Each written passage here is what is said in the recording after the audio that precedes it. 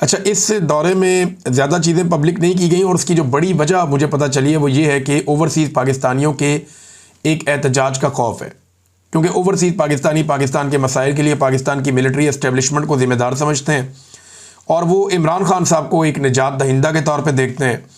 और इमरान खान साहब रोज़ाना की बुनियाद पे जब भी उन्हें मौका मिलता है तो वो आसिम मुनीर साहब के किरदार के ऊपर तनकीद करते हैं और इस वजह से ओवरसीज़ पाकिस्तानी आसिम मुनीर साहब के ख़िलाफ़ एहतजाज करते हैं। जब वो लंदन गए तो वहाँ पे भी ओवरसीज़ पाकिस्तानियों ने एहतजाज किया। जब वो अमेरिका गए इससे पहले तो वहाँ पे भी ओवरसीज़ पाकिस्तानियों ने एहतजाज किया और इस मरतबा भी ओवरसीज़ पाकिस्तानियों की एहतजाज की वीडियोस सामने आ रही हैं कि जहाँ पे ठहरे हैं आर्मी चीफ, वहाँ पे ओवरसीज़ पाकिस्तानियों ने एहतजाज किया है। अच्छा, कुछ तफसीलात और हैं, मैं आपको बताता हूँ। एक तो प्रोग्राम कैंसिल कर दिया और वो प्रोग्राम कैंसिल होने की वजह भी ओवरसीज़ पाकिस्तानी बने, जबकि 8 तारीख को गालिबन, मुझे तारीख में कंफर्म नहीं है लेकिन ये 8 तारीख है जो मुझे पता चला है, ये कंफर्मेशन भी आ जाएगी। 3 नहायत अहम लोगों ने फील्ड मार्शल हाफिज़ आसिम मुनीर साहब से मुलाकात से माजरत कर ली और ये जो 3 अहम लोग थे ये बहुत बड़े बड़े इन्वेस्टर्स हैं, बहुत बड़े बिजनेसमैन हैं जो अमेरिका में रहते हैं और ओवरसीज़ पाकिस्तानी हैं। तो पाकिस्तान की एम्बेसी ने बड़ी मेहनत की थी, बड़ा इसरार किया था और एस्टेब्लिशमेंट ने इसके ऊपर पूरी कोशिश की थी कि किसी तरह आसिम मुनीर साहब की इन लोगों से मुलाकात करवाई जाए। इसकी बैकग्राउंड में कुछ चीज़ें थी, उनमें से 1-2 चीज़ें मैं आपको भी बता भी दूंगा। तो मुलाकात करने की कोशिश की, लेकिन उनमें जो 3 अहम तरीन लोग थे उन्होंने इन मुलाकातों से माजरत कर ली। उनमें से 2 लोगों ने जो बहाना बनाया वो ये है कि हम इस तारीख को कहीं सफ़र पर जा रहे हैं, हम ट्रैवल कर रहे हैं, तो इसकी वजह से हम आर्मी चीफ से मुलाकात नहीं कर पाएंगे। अब ऐसा कभी माजी में हुआ नहीं था। पाकिस्तान के आर्मी चीफ जब भी कभी बैरून मुल्क जाते थे तो तांता बन जाता था मुलाकातों का और सब उनसे मुलाकात करना चाहते थे, बड़ा इसको काबिल फ़ख्र समझा जाता था। लेकिन इस मरतबा सिचुएशन थोड़ी तब्दील होती हुई है। अब ये बड़े बड़े इन्वेस्टर्स हैं और कोशिश ये है पाकिस्तान की कि इन्वेस्टमेंट पाकिस्तान में लाई जाए और यही आसिम मुनीर साहब का एक प्रोजेक्ट भी है SIFC, उसके ज़रिए भी वो कोशिश करते हैं कि इन्वेस्टमेंट पाकिस्तान में आए। तो शायद ये इसी सिलसिले में मुलाकातें थीं, लेकिन उन्होंने मुलाकात से माजरत कर ली। इनकार मैं इसलिए वर्ड यूज़ नहीं कर रहा कि इस लेवल पे माजरत ही होती है कि I am sorry, I am travelling, I am not available, और आप कोई बहाना कर लेते हैं। अब डायरेक्टली आप ये नहीं कह सकते कि मैं मिलना नहीं चाहता।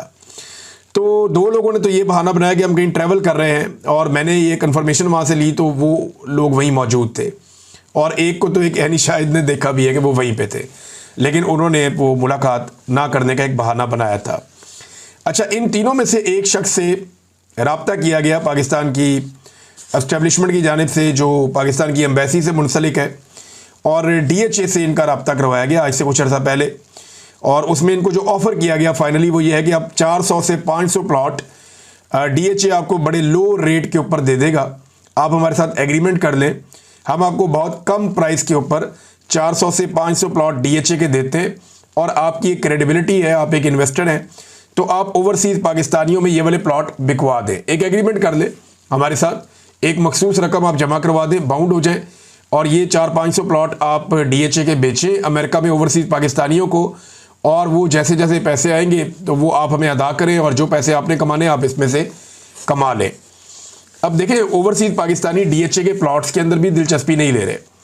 मलिक रियाद वाला फड्डा भी यही है कि मलिक रियाद एक बहुत बड़े मार्केटिंग एक्सपर्ट है, उनके बाद एक बड़ी ज़बरदस्त टीम थी और DHA को कभी ज़्यादा काम करना नहीं पड़ा। पाकिस्तान में जो भी इन्वेस्टमेंट आती थी उसमें एक बड़ा हिस्सा DHA को मिल जाता था, ख़ास तौर पे ओवरसीज़ पाकिस्तानियों को। अभी भी एक इश्तिहार मार्केट में आया हुआ है, माजी में ये चीज़ें नहीं करनी पड़ी। DHA तो बड़े नखरे के साथ अपनी प्रॉपर्टी देते थे क्योंकि वहाँ बहुत ज़्यादा सहूलतें, बहुत सारी चीज़ें थीं, तमाम चीज़ें फटाफट बन जाती थी, इख्तियारात बहुत ज़्यादा हैं, कोई मुकाबला करने वाला नहीं है, ज़मीन का एक्वायर करना उनके लिए कोई प्रॉब्लम नहीं होता, चीज़ों को कंट्रोल करना कोई प्रॉब्लम नहीं होता। पाकिस्तान का सबसे ताकतवर इदारा उसको चलाता है और ओन करता है, तो फिर DHA जो है उसके साथ बाकी लोगों का मुकाबला करना मुश्किल होता है। तो उन्हें कोई बहुत बड़ी मार्केटिंग स्ट्रेटजी बनानी नहीं पड़ी। वजह यह है कि उनका हॉट केक की तरह माल बिकता था। अब माल बिकता नहीं है, यहाँ पे इश्तिहारात वगैरह लगे हुए हैं कि DHA Pakistan the number 1 housing choice for overseas Pakistanis, और इसमें कुछ लोग हैं जो इस बिज़नेस से मुंसलिक हैं, उन्होंने ये ऐड लगाए हैं कि why overseas Pakistanis choose DHA, कि जो पाकिस्तानी ओवरसीज़ हैं वो DHA